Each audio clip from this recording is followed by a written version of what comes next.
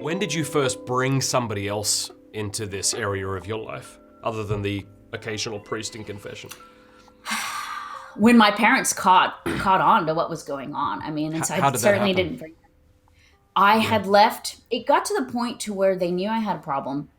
I knew I had a problem, but we weren't really talking about what the problem was. They figured I was just addicted to the computer. They I figured see. like it was just like because I was also like in chat rooms and doing online gaming and Yeah. well, back then it wasn't like super great online gaming, but what there was. So they kind of just thought I had a problem with technology with the computer, and they got to the point to where they're like, okay, when you use your laptop, you have to come out to the kitchen table and plug it in. Because I, at this point, I had a laptop by the time I was 16. Yeah. So they tried to like do things to mitigate the amount of time I was spending on the internet or just from me like being in my room all the time. But I made the mistake one time. I left to go to work. I might have been about 17 and my laptop was open. I forgot to close things. And of course, I have these little chat boxes going off. And my mom goes to look and she was able to scroll up in some of these conversations. Now, at the time, I was not talking to like friends from school. I was talking to online strangers, men who were twice my age, and the conversations were very sexual and very graphic because by that point, there was this lie planted in my head that like all I was good for was what I could do for a man sexually because that's what I saw in pornography was like a woman's value was like how she could please a man. So these conversations, it's not like we were actual friends. It was just like me trying to come up with what I could say to like get him excited or to chat with me or want to talk to me more. And so she discovered that. And at that point, she realized that it wasn't just online gaming and like these innocent conversations. It was much more graphic. And then what was the confrontation like? I don't want you to have to share more than you're comfortable Yeah. with, given that your mum, God bless her, did her best. But what was that experience like, and maybe how could have it been better? Yeah. Okay. So I come home from work and my mom and dad are sitting there and my laptop is there in front of them. And instantly I'm like, Oh, oh bless you. crap. Like that Golly. I sinking know that. feeling Yeah, yeah. of being caught. And what's worse than that is I had sent some pictures to these men. Okay. Now, here's my mom and dad who have now seen these images of me, and Oh, I know what bless you. they've seen. And it Yeah, was yeah. just like your stomach is in your throat and you just don't know. You want to cry, you want to scream, you want to run.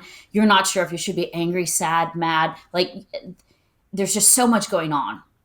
And they're sitting there and they're like, we want to help you. Like, we know this is a problem. We want to help you. Bless them. That's And amazing. Yeah. yeah, so what they ended up doing now at the time, remember, this was 15, 20 years ago. Um, they found there was only one rehab facility in the entire US that was recognizing pornography as an addiction, as part of sexual addiction. No one else at that point was really doing it. And this rehab facility, you had to be 18 to go there. So I was almost 18. I wasn't quite 18, but I was almost.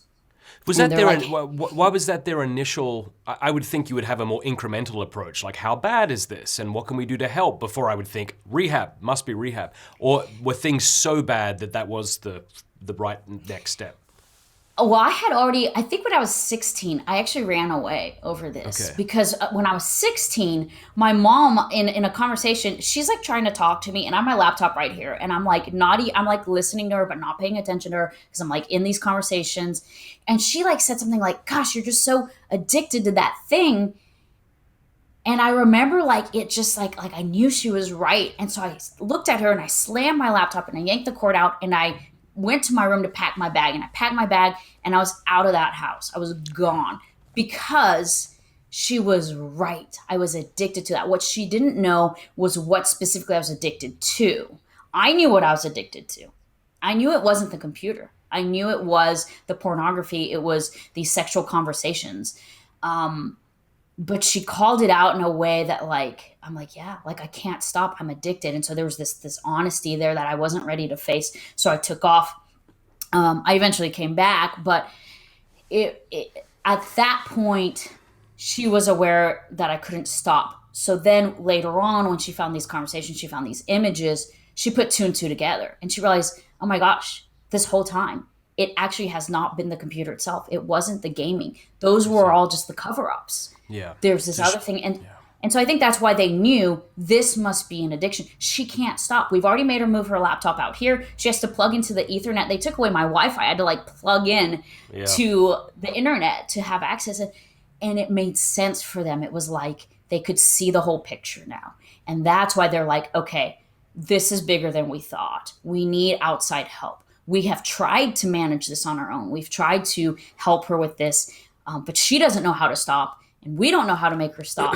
So we've got to call in, reinforcements.